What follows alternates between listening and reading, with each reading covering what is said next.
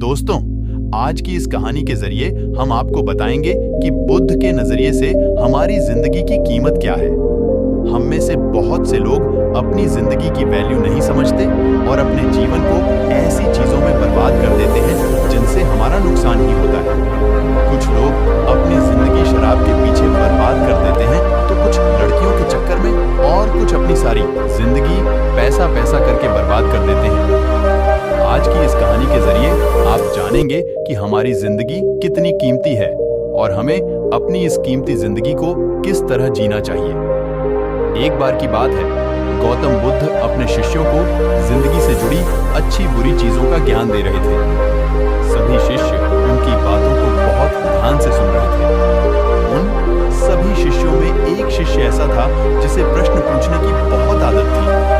वो उठकर गौतम बुद्ध के पास गया और उनसे बोला, आप हमें जिंदगी के बारे में जो कुछ सिखा रहे हैं उस सब का क्या फायदा, क्योंकि हम में से बहुत से बच्चों को ये भी नहीं पता कि हमारे जीवन का मूल्य क्या है और ये जीवन हमारे लिए कितना कीमती है। पहले आप हमें ये बताइए कि इस जीवन का मूल्य क्या है। अपने शिष्य की बात सुनकर गौतम बुद्ध अपने कक्ष में गए और एक चमकता हुआ पत्थर का टुकड़ा लेकर आए। वो टुकड़ा उन्होंने अपने शिष्य को दिया और बोले, मैं तुम्हें इस जीवन का मूल्य तब बताऊंगा जब तुम इस पत्थर का सही मूल्य पता लगाकर आओगे। साथ ही ये ध्यान रखना कि तुम्हें ये पत्थर का टुकड़ा किसी को बेचना नहीं है। गौतम बुद्ध की बात मानकर वो शिष्य बाजार की तरफ चला गया। बाजार में सबसे पहले उसकी नजर एक फल बेचने वाले पर पड़ी और उसने वो पत्थर उस फल वाले को दिखाया और बोला, इस पत्थर के बदले आप मुझे कितने फल दे सकते हो? फल वाला बोला, ये पत्थर कुछ खास तो नहीं है, लेकिन फिर भी इसके बदले में तुम्हें 10 केले दे सकता हूँ। वो शिष्य उस पत्थर को लेकर आगे चला गया। फिर उसे एक सब्जी वाला मिला। शिष्य ने उस सब्जी वाले से उस पत्थर की कीमत पूछी। सब्जी वाले ने उस पत्थर को ध्यान से देखा और बोला, इस पत्थर की कीमत के बदले में तुम्हें ज्यादा से ज्यादा एक बोरी भरकर सब्जियां दे सकता हूँ। इसके बाद वो शिष्य उस पत्थर को लेकर एक सोने के व्यापारी के पास गया। उस पत्थर की टुकड़े की चमक देखते ही उस सुनार ने उसकी कीमत 100 सोने के सिक्के लगाई।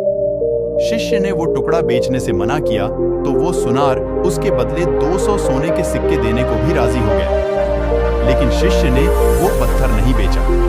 इसके बाद वो शिष्य एक हीरों के व्यापारी के पास गया और उनके सामने उसने उस पत्थर के टुकड़े को रख दिया। उस पत्थर को देखते ही हीरों के व्यापारी ने एक साफ कपड़ा बिछाया, उस पत्थर को उसके ऊपर रखा, फिर उसकी परिक्रमा की और हाथ जोड़कर उस पत्थर को कपड़े में लपेटते हुए वो बोला, तुम जिसे मामूली पत्थर समझकर उसकी कीमत पूछ रहे हो, असल में ये एक बेशकीमती रूबी है। ऐसा रूबी हर किसी को नहीं मिलता। मैं अगर अपना सब कुछ बेच भी दूं तो भी इसकी कीमत नहीं चुका सकता। उस व्यापारी की बातें सुनकर वो शिष्य हैरान हो गया। वो दौड़ा सीधा बुद्ध के पास आया और उन्हें उसने जो कुछ भी बाजार में हुआ वो सब बताया।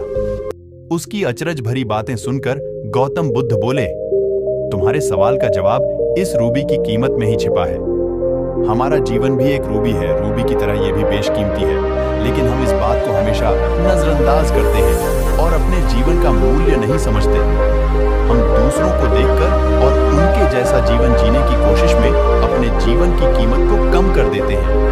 हम ये सोचते हैं कि हमारी जिंदगी की कीमत वही है जो दूसरे हमें बताते हैं, लेकिन ये बात हमेशा ध्यान रखना कि सामने वाला अपनी हैसियत, बुद्धि और अपनी समझ के हिसाब से तुम्हारी कीमत लगाता है। जिंदगी सिर्फ एक बार मिलती है, इसलिए इसको बर्बाद ना करें। अपनी जिंदगी को उतना ही कीमती समझें जितना कीमती आप अपने बैंक में रखे रुपयों को समझते हैं। आज के समय में लोग अपनी जिंदगी से ज्यादा कीमती प्यार, पैसों और दिखावे से भरी चीजों को समझते हैं। प्यार के चक्कर में लोग सुसाइड कर लेते हैं, पैसों के चक्कर में ऐसा काम करने लग जाते हैं जिससे उनकी जिंदगी बर्बाद हो जाती है। नाम कमाने के चक्कर में उल्टे सीधे काम करने लग जाते हैं। हमेशा याद रखें कि दिखावा करना जरूरी नहीं है। प्यार दोबारा मिल सकता है, पैसा फिर कमाया जा सकता है, लेकिन जिंदगी को फिर से पाया नहीं जा सकता। इसलिए अपनी इस बेशकीमती जिंदगी को अच्छे से जिएं।